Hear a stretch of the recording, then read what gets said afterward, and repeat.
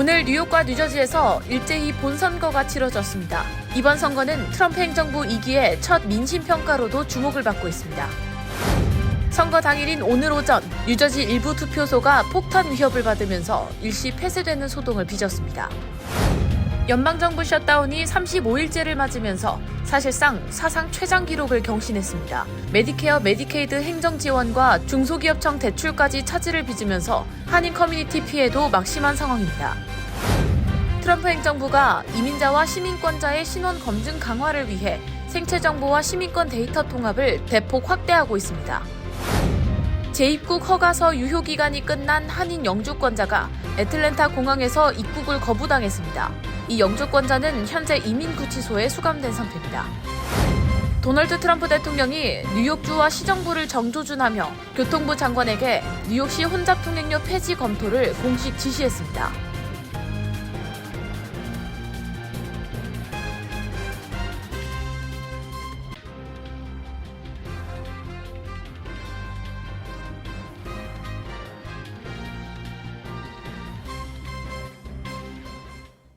안녕하십니까? KBTV 뉴스9 이차원입니다. 오늘 뉴욕과 뉴저지에서 일제히 본선거가 치러졌습니다. 이번 선거는 뉴욕시장과 뉴저지 주지사를 비롯해 주요 지방직을 새로 선출하는 중요한 선거로 트럼프 행정부 2기 9개월 만에 첫 민심평가로도 주목받고 있습니다. 오늘의 첫 번째 소식, 신영주 기자가 전해드립니다. 미 전국에 관심이 집중된 뉴욕 뉴저지 본선거가 오늘 각 투표소에서 일제히 진행됐습니다. 뉴욕에서는 시장을 비롯해 공익공호관, 감사원장, 보로장, 시의원 51명 전원이 선출되며 뉴저지에서는 주지사와 주 상하원 의원을 새로 뽑습니다. 뉴욕시장 선거는 민주당의 조란 맘다니 후보와 무소속의 앤드루 쿠오모 후보, 공화당의 커티스 슬리아 후보 간 3자 대결로 치러졌습니다.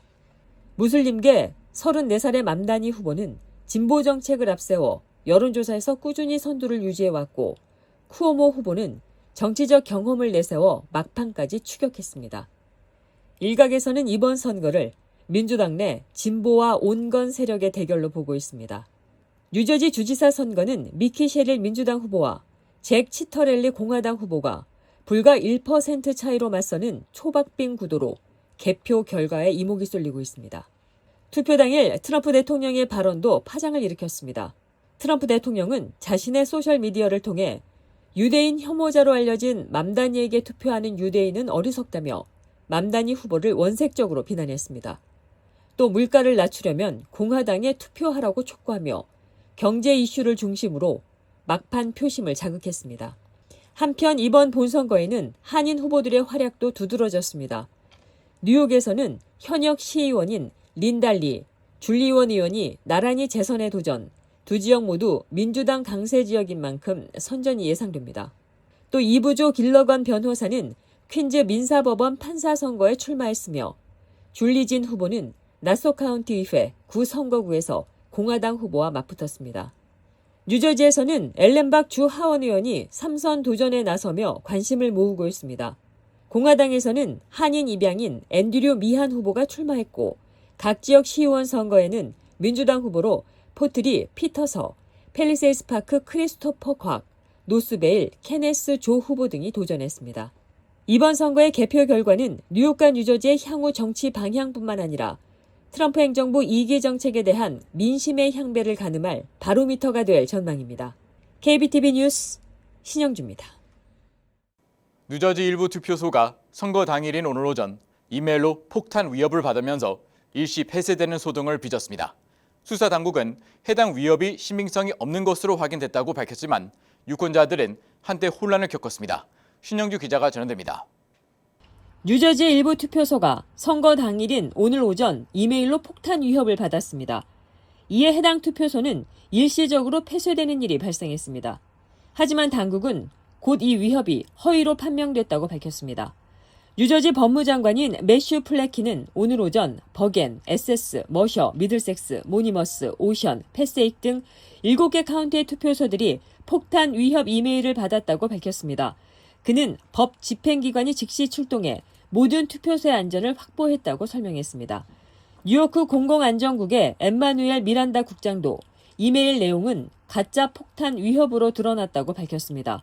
뉴저지 부지사이자 선거관리 최고 책임자인 타에사 웨이는 신빙성 있는 위협은 없으며 유권자와 투표요원의 안전을 위해 주, 지방, 연방당국이 긴밀하게 협력하고 있다고 전했습니다. 이번 폭탄 위협으로 리치우드 공립학교는 하루 휴교를 결정했지만 해당 지역 투표소는 경찰 경비를 강화한 상태에서 정상적으로 운영됐습니다. 민주당 주지사 후보인 미키 쉐릴은 기자들에게 모든 위협은 허위로 밝혀졌다며 이는 명백히 투표를 방해하려는 시도지만 뉴저지 유권자들은 그런 행위를 용납하지 않을 것이라고 강조했습니다. 이번 사건은 지난해 주요 경합주 투표소에서 폭탄 위협 전화가 걸려와 투표가 지연됐던 일을 떠올리게 합니다. 당시 FBI는 해당 위협이 러시아에서 비롯된 것으로 결론 내렸지만 이번 이메일의 발신자는 아직 밝혀지지 않았습니다. 플래킷 법무장관은 선거 방해 행위를 절대 용납하지 않겠다며 선거의 안전과 보안을 해치는 자는 반드시 책임을 물을 것이라고 경고했습니다. KBTV 뉴스 신영주입니다. 연방정부 셧다운이 35일째를 맞으며 사상 최장 기록을 경신했습니다. 상원의 예산안 표결이 잇따라 부결되면서 연방정부 마비 사태가 장기화되고 있습니다. 이로 인해 항공 대란과 서민층 피해가 확산되고 있습니다. 김은지 기자의 보도입니다. 연방정부 셧다운이 35일째로 접어들며 미 역사상 최장 기록을 새로 썼습니다. 상원은 정부 재개를 위한 예산안을 14번째로 표결에 붙였지만 찬성 54대 반대 44로 부결됐습니다. 존 튠 공화당 상원 원내대표는 국민들이 이미 충분히 고통받고 있다며 이번 주 안에는 타협 가능성이 있다고 밝혔습니다. 하지만 여전히 여야 간 입장차는 팽팽히 벌어진 상태입니다. 캐롤라인 레빗 백악관 대변인은 트럼프 대통령은 상원의 필리버스터 제도를 폐지해 공화당이 향후 3년간 가능한 많은 법안을 통과시키길 원한다고 밝혔지만 일부 공화당 의원들은 전통적 절차를 유지해야 한다며 반대 입장을 나타내고 있습니다. 한편 교통부는 항공 안전에 대한 경고음을 연일 내고 있습니다. 션 더피 연방교통부 장관은 셧다운이 다음 주까지 이어질 경우 일부 영공을 폐쇄해야 할 수도 있다며 항공 관제 인력 부족으로 대규모 지연과 취소가 더 심해질 것이라고 경고했습니다. 지난 2일 하루 동안 미국 내 항공편은 약 6천 건이 지연됐습니다. 뉴저지 뉴어크 리버티 공항은 최대 4시간의 이륙 지연이 발생했고 내슈빌, 잭슨빌, 오스틴, 덴버 등에서도 인력 부족 경보가 발령됐습니다. 전문가들은 추수감사절 연휴까지 셧다운이 이어질 경우 사상 최악의 항공 대란이 빚어질 수 있다고 경고했습니다. 문제는 하늘길에만 그치지 않습니다. 셧다운 장기화로 한인 등 아시안 커뮤니티의 일상생활에도 심각한 영향을 미치고 있습니다. 카이저 패밀리 재단에 따르면 아시안의 약 20%, 하와이 및 태평양계 주민의 3분의 1가량이 메디케이드에 의존하고 있습니다. 메디케이드와 메디케어 혜택 자체는 중단되지 않지만 연방인력 감축으로 메디케어 자격심사와 행정 지원이 지연되고 있습니다. 또 셧다운으로 매일 약 1억 7천만 달러 규모의 연방중소기업청 SBA 신규 대출이 중단되면서 320만 개의 아시아 태평양계 비즈니스와 520만 명의 종업원이 직격탄을 맞고 있습니다. 연방의회 아태계 의원 모임은 연방정부 재개와 아태계 커뮤니티의 필수 프로그램 자금 지원을 위해 싸우고 있다며 이와 관련된 정보는 한국어와 중국어, 베트남어 등 다양한 언어로 안내 중이라고 밝혔습니다. 푸드스탬프 지급 지연으로 생계에 어려움을 겪는 가정도 늘고 있습니다. 연방농무부는 스냅 수혜자 중 약 3.9%가 아시안이라고 밝혔습니다. KBTV 뉴스 김은지입니다. 트럼프 행정부가 이민자와 시민권자의 신원 검증 강화를 이유로 생체 정보와 시민권 데이터 통합을 대폭 확대하고 있습니다. 이민서비스국은 비자 신청뿐만 아니라 가족 및 후원인 등의 생체 정보 수집까지 검증 대상을 넓히겠다고 밝혀 무분별한 개인정보 수집과 데이터 오용 문제로 이어질 수 있다는 우려가 제기되고 있습니다. 김은지 기자의 보도입니다. 이민서비스국이 지난 3일 이민 절차 전반에 걸쳐 생체 정보 수집을 의무화하는 개정안을 연방관보에 공개했습니다. 이 개정안에 따르면 앞으로 이민 관련 절차에 연계된 모든 인물, 즉 신청자뿐 아니라 후원자, 보증인, 가족, 기업 관계자 등에게도 연령에 상관없이 생체 정보 제출을 요구할 수 있게 됩니다. 기존의 생체 정보 정의를 지문과 얼굴 사진에서 손바닥과 음성, 자필 서명, 홍채, 망막, 공막 영상, DNA 등으로 대폭 확대했습니다.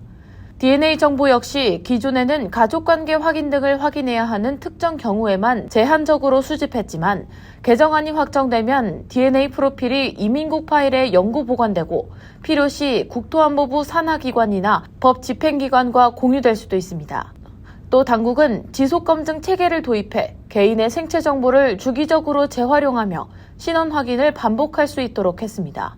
이와 동시에 국토안보부는 각 주정부의 운전면허 데이터와 시민권 정보를 연방 시스템에 통합하는 계획을 추진 중입니다. 이는 트럼프 행정부가 구상하는 전국 단일 시민권 검증 시스템의 핵심으로 유권자 명부에서 비시민권자를 식별하고 이민 단속 및 복지 부정수급을 방지한다는 명분을 내세우고 있습니다. 하지만 전문가들은 운전면허 데이터가 잘못 활용될 경우 심각한 부작용이 생길 수 있다고 지적합니다. 운전면허 데이터에는 출생지와 여권번호, 생체정보, 주소, 이메일, 고용정보 등 민감한 개인정보가 포함되어 있으며 주마다 중복 발급 사례가 많아 시민을 비시민으로 잘못 분류할 위험이 높습니다.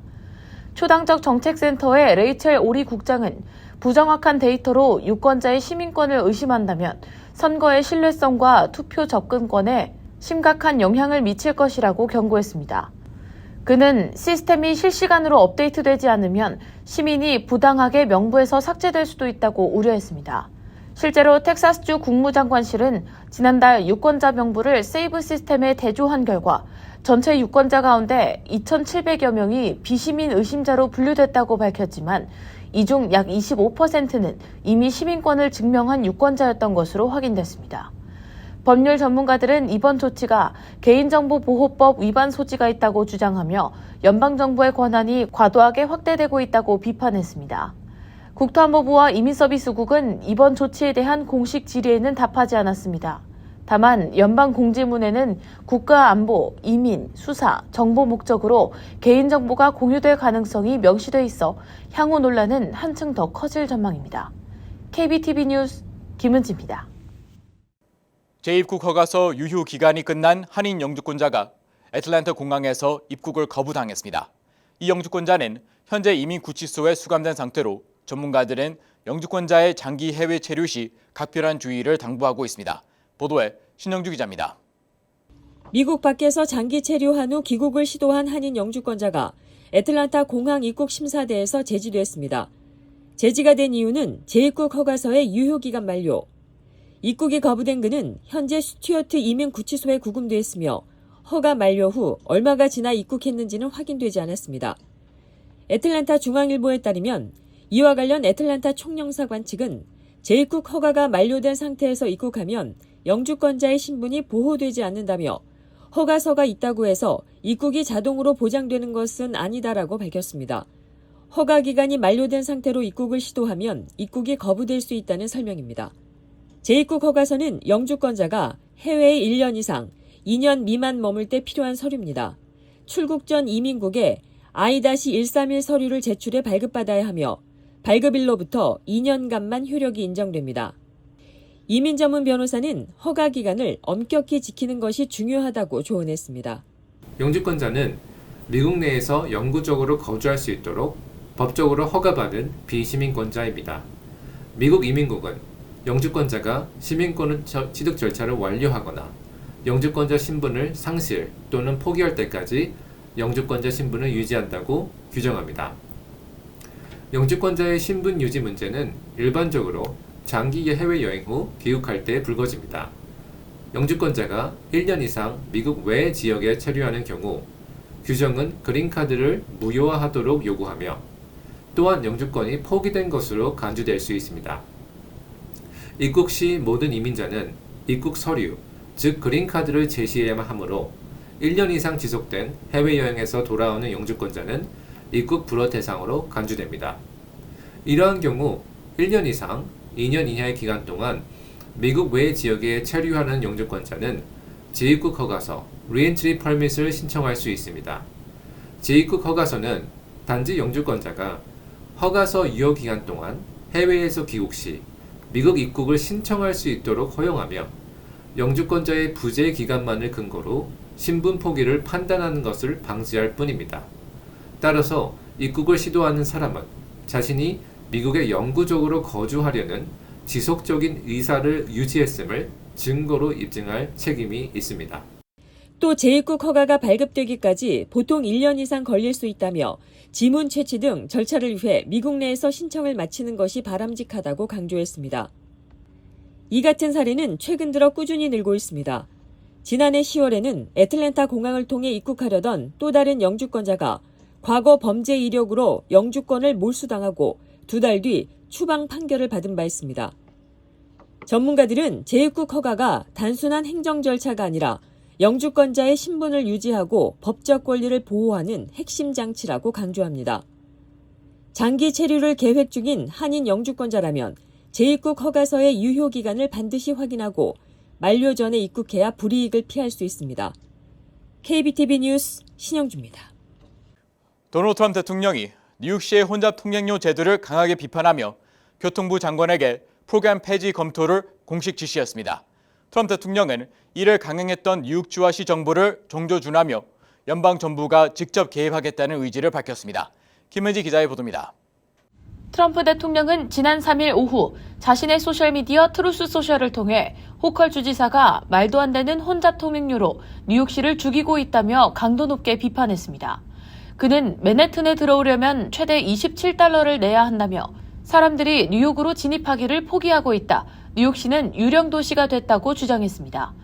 트럼프 대통령은 이어 션 더피 교통부 장관에게 혼잡 통행료 제도 종료 방안을 면밀히 검토하라고 지시했다고 밝혔습니다. 이는 트럼프 행정부가 지난 2월에도 뉴욕 메트로폴리탄 교통공사 MTA에 통행료 징수를 중단하라고 요구했던 데 이어 다시 한번 강력한 조치를 예고한 것입니다. 당시 연방교통부는 혼잡 통행료가 서민과 소상공인에 대한 모욕이라고 비판하며 연방 승인을 철회했지만 뉴욕주와 MTA는 수년에 걸쳐 연방정부의 승인을 받은 정책이라며 반발했습니다. 법원은 이후 연방정부의 제재를 금지하는 임시 금지 명령을 내렸지만 제도는 현재까지 유지되고 있습니다. 트럼프 대통령은 또 호컬 주지사가 업스테이트와 롱아일랜드 지역의 가스 파이프라인 건설을 막아 에너지 가격이 폭등했다며 뉴욕주 전역이 지옥으로 가고 있다고 강하게 비난했습니다. 그는 뉴잉글랜드와 코네티컷주까지 호컬 주지사에게 분노하고 있다며 이제 연방정부의 개입이 불가피하다고 지적했습니다. 혼잡 통행료 제도는 지난 2007년 마이클 블룸버그 시장 재직 당시 처음 제안됐지만 무산됐다가 2019년 앤드류 쿠오모 주지사 시절 예산안에 포함돼 올해 1월부터 시행됐습니다. 현재 맨해튼 60일가 남쪽으로 진입하는 차량은 일반 승용차 기준 최대 $15를 지불해야 합니다. 이 같은 트럼프의 발언에 호컬 주지사 측은 즉각 반발했습니다. 주정부는 연방정부의 개입은 뉴욕시 핵심 인프라를 위협하는 행위라며 혼잡 통행료 수익이 지하철, 버스, 철도 등 노후 교통망 개선에 사용되고 있다고 밝혔습니다. 전문가들은 이번 사안을 두고 연방정부와 뉴욕주 간의 지방자치권과 인프라 예산, 환경 정책을 둘러싼 갈등이 재점화된 것으로 보고 있습니다.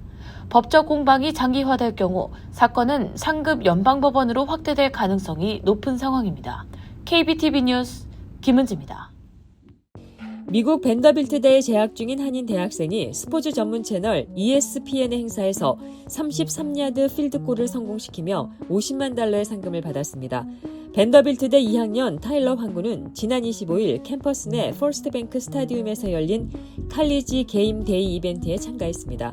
행사 당일 현장 추첨으로 키커로 선정이 된 황구는 어린 시절 축구를 즐겼고 고등학교 시절 풋볼팀에서 활동한 경험이 있다고 밝혔습니다. 황구는 양말만 신은 채 킥을 시도해 33야드 필드골을 깔끔하게 성공시켰습니다. ESPN 스포츠 해설가이자 대회 진행자인 팬 맥카피는 이날 추가로 $25만 달러를 자선단체에 기부해 이날 경기로 인한 상금과 기부금 규모는 총 $75만 달러에 달했습니다. 황구는 상금은 전액 등록금으로 사용할 것이라며 부모님의 부담을 덜어줄 수 있어 기쁘다고 소감을 전했습니다. 한편 칼리지 게임 데이는 ESPN의 대표 대학 풋볼 프로그램으로 매주 주요 경기 캠퍼스를 순회하며 현장 이벤트를 진행하고 있습니다. 맥카피는 이번 시즌까지 누적 $400만 달러 이상을 상금과 기부금으로 제공한 것으로 알려졌습니다. 삼성전자가 텍사스주에서 열린 특허 소송에서 1억 9,140만 달러의 배상 판결을 받았습니다. 삼성전자는 즉각 불복 의사를 밝혔습니다. 로이터 통신에 따르면 텍사스 연방법원 배심원단은 삼성전자가 픽티마 디스플레이스의 OLED 관련 2개 특허를 침해했다고 판단했습니다. 픽티바는 소송에서 삼성전자의 갤럭시 스마트폰과 TV, 컴퓨터, 웨어러블 제품 등이 자사의 OLED 향상 기술을 사용했다고 주장했습니다. 삼성전자 측은 특허가 무효며 침해 사실도 없다고 반박했지만 배심원단은 픽티바의 손을 들어줬습니다. 픽티바는 이번 결정이 자사 지식재산권의 강점을 보여준다고 밝혔고 삼성전자는 판결에 불복하며 항소 절차를 진행하겠다고 밝혔습니다. 또 이미 미국 특허청에 특허 무효 소송을 제기해 진행 중이며 승소를 기대한다고 덧붙였습니다. 미 소비자 금융보호국이 의료비 채무를 신용평가에 포함하는 해석 규칙을 내놓으면서 연방정부와 일부 주정부 간의 충돌이 불가피해졌습니다. 이 규칙은 연방법이 주법보다 우선한다는 원칙을 근거로 의료비 채무를 신용평가에서 제외하도록 한 15개 주의 법을 무효화할 수 있다는 내용을 담고 있습니다. 소비자 금융보호국의 새 규칙은 법적 구속력이 없어 효력은 법원의 판단에 따라 달라질 전망입니다. 현재 뉴욕과 뉴저지, 워싱턴, 미네소타 등 여러 주에서는 의료비 채무를 신용평가에 반영하지 못하도록 금지하고 있습니다. 전문가들은 이번 사안이 소비자 보호장치를 둘러싼 법적 공방으로 번질 가능성을 경고했습니다. 카이저 가족재단은 2021년 기준 성인 1,400만 명이 $1,000 이상의 의료비 채무를 보유하고 있다고 밝혔습니다. 비영리 단체 언듀 메디컬 뎁트는 유권자의 4분의 3이 의료비 채무 보호법을 원한다며 이 문제는 단순한 재정 문제가 아니라 공정성의 문제라고 강조했습니다. 그러나 신용평가 업계는 전국 단일 기준이 필요하다며 연방정부의 입장을 지지하고 있습니다. 지난 7월 마이애미에서 발생한 요트 캠프 충돌 사고로 한국계 13세 소녀를 포함해 3명이 숨진 사건이 형사수사로 전환이 될 전망입니다. CBS 뉴스에 따르면 미 해안경비대 남부지구는 사고 조사 결과 예인선 업체의 과실 가능성이 확인됐다며 사건을 연방법무부에 송치하고 선언 과실치사 적용을 검토 중이라고 밝혔습니다. 이 사고는 지난 7월 28일 오전 11시 30분경 마이애미 요트클럽 청소년 캠프의 요트가 히비스커스 섬 인근 해상에서 다른 선박과 충돌하며 발생했습니다. 당시 요트에는 지도교사 1명과 학생 5명이 타고 있었으며 이 중 예린 고양과 밀라 양켈레비치, 아리엘 부쿠먼 양 등 3명이 숨졌습니다. 해안경비대는 사고 당시 예인 중이던 바지선이 비검사 예인선이었으며 두 선박 모두 워터프론트 컨스트럭션 소속으로 확인됐다고 전했습니다. 당국은 예인선의 안전검사 미이행과 운항부주의가 사고의 직접적인 원인일 가능성에 무게를 두고 있습니다. 잠시 후 커뮤니티 브리핑을 전해드립니다.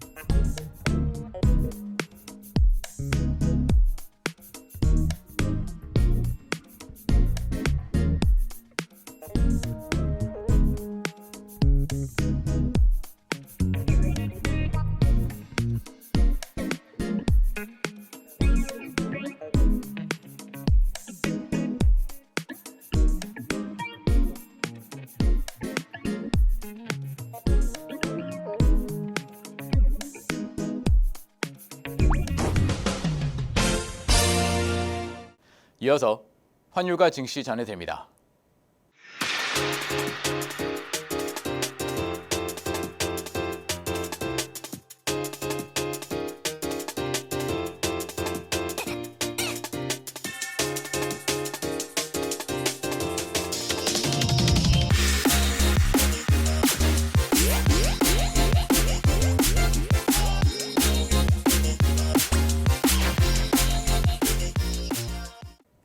잠시 후 뉴욕과 뉴저지 날씨 전해드립니다.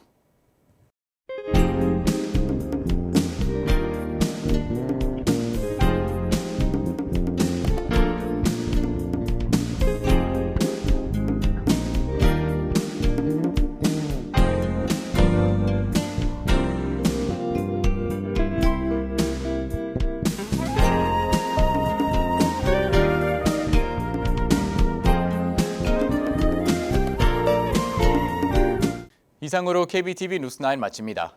오늘도 시청해주셔서 감사합니다. 편안한 밤 보내시 바랍니다.